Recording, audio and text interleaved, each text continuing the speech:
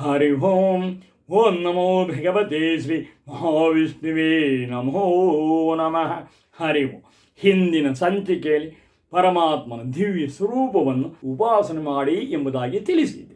ಈವಾಗ ಪರಮಾತ್ಮನ ಆ 3 ದಿವ್ಯ ಸ್ವರೂಪಗಳು ವಿಷ್ಣು ವಿಕ್ರಮಣಮಸಿ, ವಿಷ್ಣು ವಿಕ್ರಾಂತಮಸಿ, ವಿಷ್ಣು ಕ್ರಾಂತಮಸಿ, ಈ 3 ಸ್ವರೂಪಗಳು ಪ್ರಾತಃ ಕಾಲದಲ್ಲಿ ಪ್ರಾಪ್ತವಾಗುವಂಥಗಳು.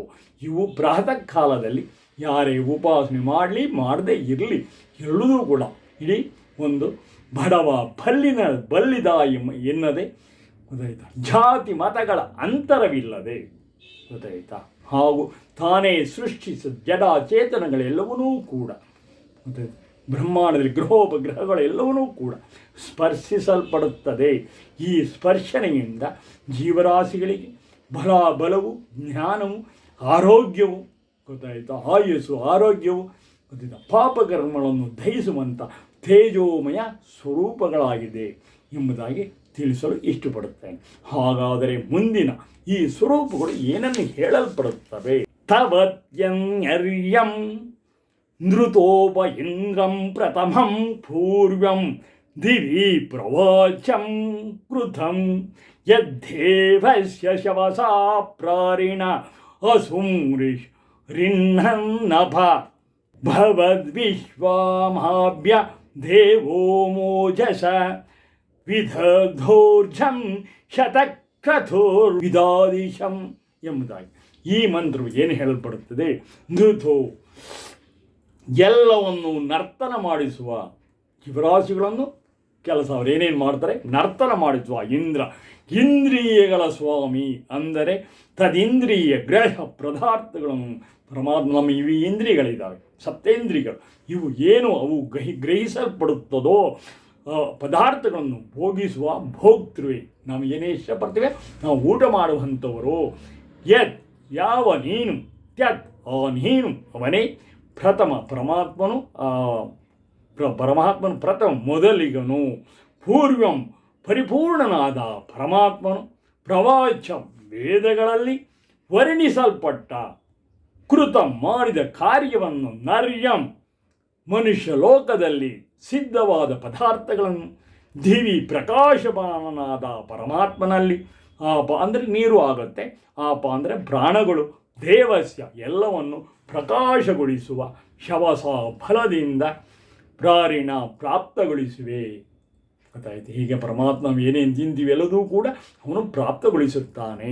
ಅವನು ಪ್ರಾಣವನ್ನು ಆಪ ಜಲದೊಂದಿಗೆ ರಿಣ್ಯನ್ ಸಂಯೋಗಗೊಳಿಸುತ್ತಾ ಓಜಸ ಸಾಮರ್ಥ್ಯದ ಅವನ ಬಲದಿಂದ ತೇಜಸ್ಸಿನಿಂದ ಗೊತ್ತಾಯ್ತಾ, ಅದೇವಂ ಪ್ರಾಣರಹಿತವಾದ ವಿಶ್ವ ಸಮಗ್ರ ವಸ್ತು ಜಾತವನ್ನು ಅಭಿವಿಧಾನ್ ಪ್ರಾಪ್ತಗೊಳಿಸುವೆ. ವಿಶ್ವದಲ್ಲಿ ಆ ರೀತಿಯಾಗಿ ಪ್ರಾಪ್ತಗೊಳಿಸುತ್ತಾನೆ ಪರಮಾತ್ಮನು.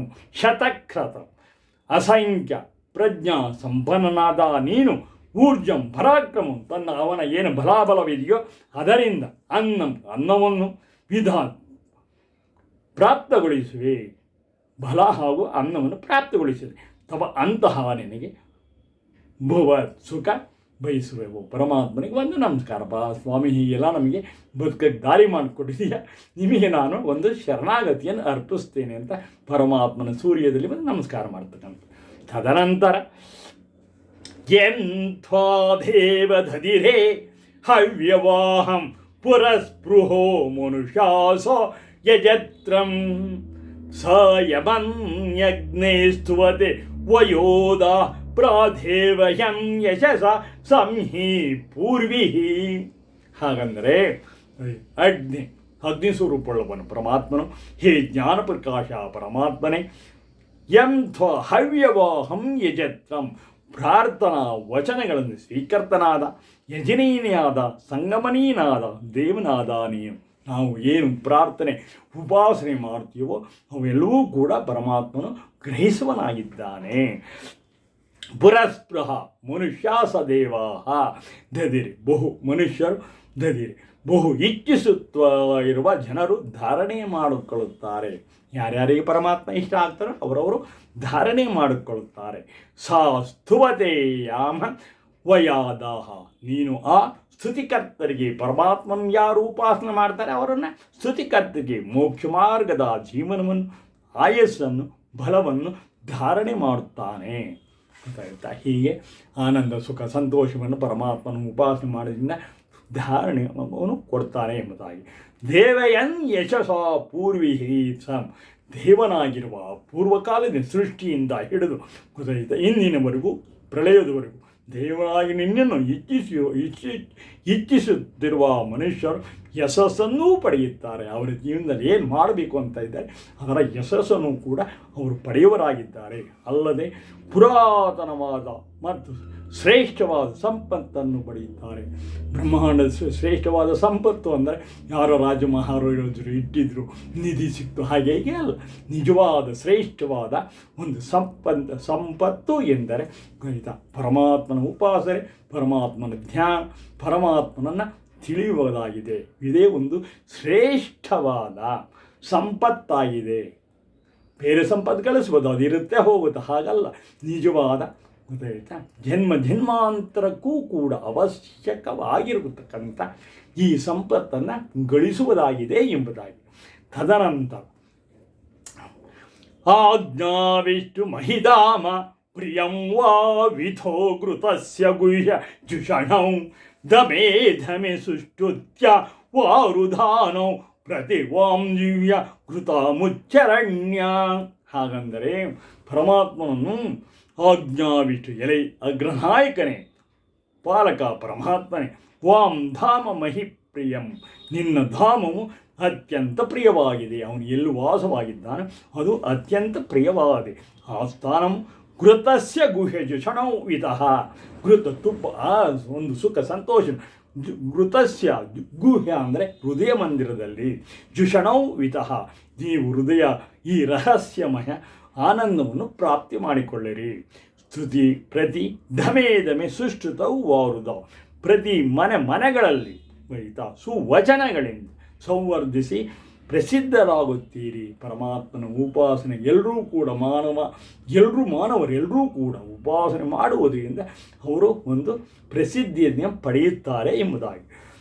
ವಾಂ ದಿವ್ಯ ಘೃತಂ ಉಚ್ಚರಣ್ಯ, ನಿಮ್ಮ ನಾಲಿಗೆಯು ರಹಸ್ಯಮಯವ ಆನಂದವನ್ನು ಒಂದು ಉಚ್ಚರಿಸಲಿ ಅಂದರೆ ಪ್ರಾರ್ಥನೆ ಮತ್ತೊಂದನ್ನು ಮಾಡಲಿ. ಗೊತ್ತಾಯ್ತಾ? ಈ ಆನಂದವನ್ನು ನಾಲಿಗೆಯಲ್ಲಿ ಘೃತಮುಚ್ಚರಣು, ಸಂತೋಷ, ಆನಂದ, ಅದಕ್ಕೆ ಒಂದು ಹೇಳ್ತಾರೆ ಏನು, ಬ್ರಹ್ಮಾನಂದ. ಹಾಗೆ ಪರಮಾತ್ಮನನ್ನು ಉಪಾಸನೆ ಮಾಡುವ ಬ್ರಹ್ಮಾನಂದವು ನಿಮಗೆ ಪ್ರಾಪ್ತಿಯಾಗುತ್ತದೆ ಎಂಬುದಾಗಿ. ಇಲ್ಲಿ ಅಗ್ನಿ ಎಂದರೆ ಪ್ರಾಣಾಗ್ನಿ, ಅಂದರೆ ಜೀವಾತ್ಮ. ವಿಷ್ಣು ಎಂದರೆ ಒಳಗಿರುವ ವ್ಯಾಪ್ತ ಪರಮಾತ್ಮ. ಜೀವಾತ್ಮ ಹಾಗೂ ಪರಮಾತ್ಮರಿಬ್ಬರು ದೇಹದ ಗುಹೆಯಲ್ಲಿ, ಅಂದರೆ ಈ ಹೃದಯದಲ್ಲಿ ಅಡಗಿರುತ್ತಾರೆ. ಸಕಲ ಜೀವರಾಶಿಗಳು ಕೂಡ ಇದ್ದೇ ಇರ್ತಾರೆ. ಅಲ್ಲಿಯೂ ಒಳಗಿದ್ದು ತಮ್ಮ ಅದ್ಭುತ ಸೃಜನ ಕಾರ್ಯವನ್ನು ಸಕಲ ಜೀವರಾಶಿಗಳು ಕೂಡ ಏನಾದರೂ ಸಾಧನೆ ಮಾಡಬೇಕು ಅಂದರೆ ಮೂಲ ತತ್ವ ಹೃದಯದಲ್ಲಿ ಜೀವಾತ್ಮ ಹಾಗೂ ಪರಮಾತ್ಮನಿಂದ ನಿರತರವಾಗಿರ್ತಾರೆ. ಎಲ್ಲ ಕೆಲಸ ಕಾರ್ಯ ಮಾಡಲು ಯಾವುದೂ ಕೂಡ ಚೇತನಾ ಸ್ವರೂಪಿಯಾಗಿ ಜೀವಾತ್ಮನಿಗೆ ಹೃದಯ ಮಂದಿರದಲ್ಲಿ ಪರಮಾತ್ಮನು ಇರುತ್ತಾನೆ ಎಂಬುದಾಗಿ ತಿಳಿಯಿರಿ. ಹಾಗಾಗಿ ಈ ಪರಮಾತ್ಮನ ಉಪಾಸನೆ ಹೇಗೆ ಎಂದರೆ ಗೊತ್ತಾಯ್ತಾ, ಜೀವಾತ್ಮನೇನ ಜನ್ಮ ಜನ್ಮಾಂತರೇಪಿ ಸಹಯೋಗಿನ ಸಿದ್ಧತೆ. ಈ ಜೀವಾತ್ಮನಿದ್ದಾವ ಗೊತ್ತಾಯ್ತಾ, ಜನ್ಮ ಜನ್ಮಾಂತರೇಪಿ, ಜನ್ಮ ಎಷ್ಟು ಮುಂದೆ ಅವನು ಏನೇನು ಜನ್ಮ ಎತ್ತಲೇಬೇಕು, ವಿಧಿ ಇಲ್ಲ. ಗೊತ್ತಾಯ್ತಾ? ಹಾಗಾಗಿ ಅವನು ಮೃತನಾದ ಮೇಲೆ ಜೀವಾತ್ಮನು ಮುಂದಿನ ಜನ್ಮವನ್ನು ತಾಳಬೇಕು. ಜನ್ಮ ಜನ್ಮಾಂತರೇಪಿ ಸಹಯೋಗಿನ ಸಿದ್ಧತೆ. ಅವನು ಜೊತೆಯಲ್ಲಿಯೇ ಯೋಗಿ, ಅವನಿಗೆ ಏನು ಧ್ಯಾನ ಉಪಾಸನೆ ಏನು ಮಾಡ್ತಾನೆ ಪರಮಾತ್ಮನ ಸಿದ್ಧತೆ, ಅವನಿಗೆ ಫಲಪ್ರಾಪ್ತಿಗಳು ಸಂಭವಿಸುತ್ತದೆ ಎಂಬುದಾಗಿ ತಿಳಿಯಿರಿ. ಇಷ್ಟು ಒಂದು ಜೀವಾತ್ಮನ ಪರಮಾತ್ಮನನ್ನು ಏಕೆ ಉಪಾಸನೆ ಮಾಡುವ ಒಂದು ತತ್ವ ನಿಯಮವಾಗಿದೆ. ಮತ್ತು ಜನ್ಮಾಂತರಕ್ಕೂ ಕೂಡ ಆ ಪುಣ್ಯ ಫಲವು ಪ್ರಾಪ್ತಿಯಾಗುವಂಥದ್ದು. ಹರಿವು. ತದನಂತರ ನಾಮನಾಂನ ಜೊಹೋವಿತಿ ಪುರ ಸೂರ್ಯಾನ್ ಪುರೋಷಸಃ ಯದಜಾ ಪ್ರಥಮಂ ಸಂಬಭೂವ ಸಾಹತ್ತನ್ ಸ್ವರಾಜಮಿಯಾಯ ಯಸ್ಮನ್ಯನ್ ಪರಮಸ್ಥಿಭೂತಂ. ಹಾಗಾಗಿ ಈ ಪರಮಾತ್ಮನನ್ನೇ ಏಕೆ ಉಪಾಸನೆ ಮಾಡಬೇಕು ತಿಳ್ಕೊಳ್ಳಿ. ಇವಾಗ ಸೂರ್ಯಾತ್ಪುರ ಉಷಸಾಪುರ, ಸೂರ್ಯನಿಗಿಂತಲೂ ಮೊದಲು, ಸೃಷ್ಟಿಯ ಮೊದಲೇ, ಉಷಸ ಕಾಲಕ್ಕಿಂತಲೂ ಕಾಲವನ್ನು ಸೃಷ್ಟಿ ಮಾಡೋಕ್ಕಿಂತಲೇ ಮೊದಲೇ ನಾಮ ಜುಹೋವಿತಿ, ವಿದ್ಯಮಾನವಾಗಿರುವ ಭಗವಂತನನ್ನು ಹೆಸರುಗೊಂಡು ಹೆಸರನ್ನಿತ್ತು ಆ ಹೆಸರಿನಿಂದ ಮನುಷ್ಯರು ಸ್ತುತಿ ಮಾಡುತ್ತಾರೆ. ಆ ಭಗವಂತನ ವೇದಗಳಲ್ಲಿ ಏನು ಹೇಳಿದನೋ ಆ ಹೆಸರನ್ನಿತ್ತು ಉಪಾಸನೆ ಮಾಡುತ್ತಾರೆ. ಯಾಕೆ ಉಪಾಸನೆ ಮಾಡ್ತಾರೆ? ಯತ್ ಅಜ ಪ್ರಥಮಂ ಸಂಭವೂವ, ಪ್ರಥಮದಲ್ಲಿ ಅಜನ್ಮನಾದ ಆ ಪರಮಾತ್ಮನು ಸರ್ವತ್ರ ಪ್ರಕಟನಾದನು. ಪರಮಾತ್ಮನೇ ಮೊದಲು ಸರ್ವತ್ರ ಎಲ್ಲ ಬ್ರಹ್ಮಾಂಡದಲ್ಲಿ ಪ್ರಕಟನಾದನು. ತತ್ ಸ್ವರಾಜ್ಯಂ ಇಮಾಯ, ಹಾಗೆ ಅವನಿಗೆ ಪ್ರಕಾಶಮಾನವಾಗಿ ಅಸ್ತಿತ್ವದ ಸಾಮ್ರಾಜ್ಯವನ್ನು ಈ ಪ್ರಕಾಶಮಾನವಾದ ಈ ಬ್ರಹ್ಮಾಂಡವೇ ಏನಿದೆಯೋ ಅದನ್ನು ಅಲಂಕರಿಸಿದನು. ಆ ಸ್ಥಾನವನ್ನು ಗೊತ್ತಾಯಿತು. ಹೇಗೆ ಒಬ್ಬ ರಾಜ ಒಂದು ದೇಶದ ರಾಜ್ಯವನ್ನು ಅಲಂಕರಿಸ್ತಾನೋ ಹಾಗೆ ಬ್ರಹ್ಮಾಂಡದ ಅಧಿಪತಿಯಾಗಿ ಆ ಪರಮಾತ್ಮನು ಸಾಮ್ರಾಜ್ಯವನ್ನು ಅಲಂಕರಿಸನು ಎಂಬುದ.